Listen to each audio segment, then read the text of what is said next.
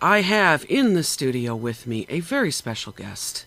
Singer, songwriter, musician, entertainer from Seminole, Florida, originally from Long Island. I'd like to welcome Mr. J.P. Corwyn. Thank you for joining me today. Julia, how you doing? Thanks so I'm much for doing having great. me. How are you doing this morning? Could not be much better if you paid me. That's It's good to awesome. finally actually talk to you. Email is great, Yeah, but yeah, email's wonderful, but it's a nice time, and hopefully Skype will behave here for us today. amen to that. So you have got a couple of CDs out. You have one called In Plain Sight, which I do believe came out in 2006, if I'm You correct. believe correctly. And you have another one coming out fairly soon, don't you? I do, in fact, the White Cane Conspiracy. It's running a little behind schedule, but it should be out. I'm hoping in the next week or two. Actually, we're waiting on the final post production from my producer. That's an interesting title. How did you come up with that one? You know, let me start by saying I am a firm believer. In New York, which is where I spent the first major chunk of my life growing up, when you're in any way, shape, or form disabled, in any way, you're raised in one of two capacities. Either they do everything for you, and you don't really learn to be truly self-sufficient because it's not a deliberate pity party. I mean, it's not meant to be insulting, but parents and people around you tend to not know what to do, and so they overcompensate, and you end up with nothing because you end up looking for everybody else to do stuff. You don't become independent. Then you have the other half, and the other half is, I really don't care that you're disabled. Get your butt out there and do it. If you can't, we'll talk. But if you can't, it means you've tried it and not succeeded. Now I've got something to talk to you about. Otherwise, get off your butt, get out there and do it. I grew up with the latter, and then moved down to Florida. I bring this up kind of to dovetail to the title of the record. I have no issue you making fun of, making jokes about, making use of my blindness. I'm not totally blind, but I'm deeply legally blind. I've got RP and or Stargardt's, depending on which doc I talk to. It's like everything. It gets people's attention. Like everything under the sun, everything's a marketing gimmick to somebody. Somebody's going to get their head wrapped around it. I have never been blind enough, unlike my father who was totally blind. I've never been blind enough to use a cane full time or move in the direction of a guide dog. My biographer, my bio writer, I should say, for the new record, the press releases, makes the joke that I'm not quite Ronnie Millsap blind or Stevie Wonder blind, and he's right. So that's kind of the joke.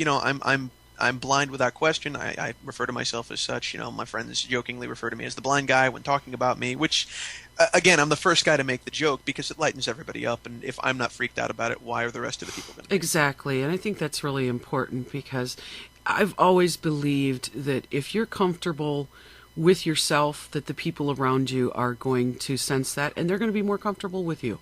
Exactly. And that plus the old New York defense mechanism of crack a joke has served me very well.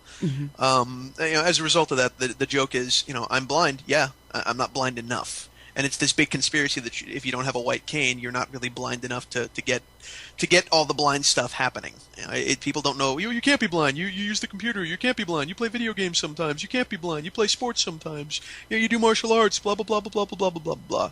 Which is hysterical, as I'm sure every handicapped person or specifically blind or visually impaired person who's listening can attest. That's a hysterical, funny joke. That you're too blind to blah. There are some no-brainers. You're too blind to drive, but yeah, well, it's that basic kind of ignorance of people who haven't been exposed to, say, people with disabilities, that it's assumed if you can't see that you can't do this and you can't do that. Because I remember meeting an older couple several years ago who are now very good friends of mine, and one of the first things they said, well, you obviously don't work. And I'm like, oh, really? Really? Exactly. So, yeah, sometimes it's a little educational thing that goes on there that we have to educate people a little bit. And oh, sure. I mean, go to the airport as a partially blind or partially sighted, if that's your term du jour person, and get the assistants to get down to the gangway. Because let's face it, you're not going to read the signs to find your gate. That's how that works. Exactly. And they don't know what to make of kinda blind. Mm-hmm. That's an alien concept. 9.5 times out of 10, you're either blind or you're not. They don't understand how that works because they've never been exposed to it. You're absolutely right. It's all about the exposure, and it's ignorance. It's not stupidity. It's just ignorance. Exactly. Let's talk a little bit more about your music. How did you get it? I read on your bio that you knew by the age of 5. Yeah, something like that, much to my parents' chagrin. Yeah, that was pretty much it. I don't know what it was. I heard some live kind of pop rock record on the radio. I don't know. I don't remember who it was. It's been too long.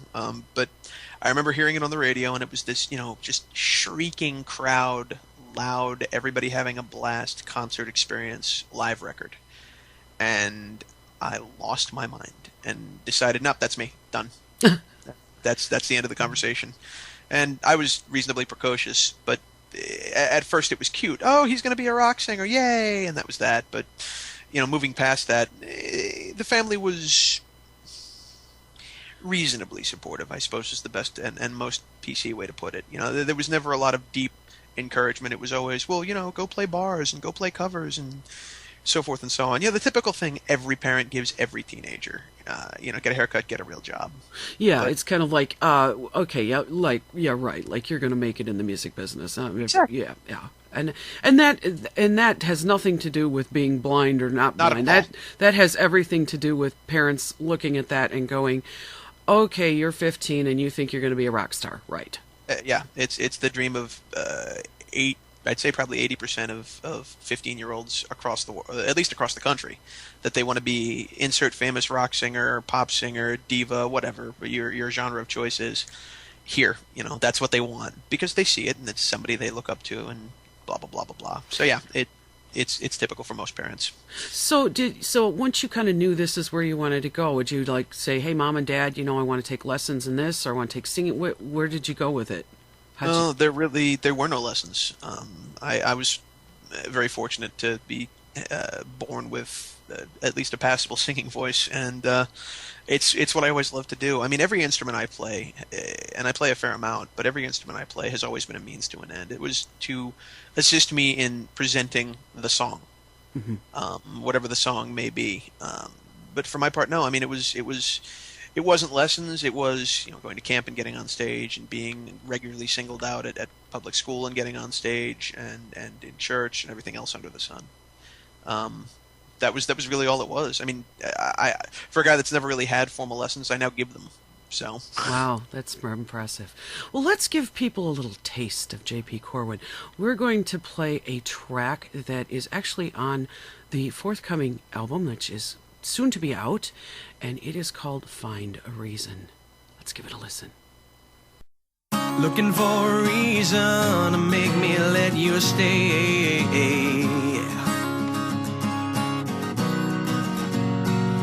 If I stay another season, your eyes will only get in my way. Your face will only serve as my temptation.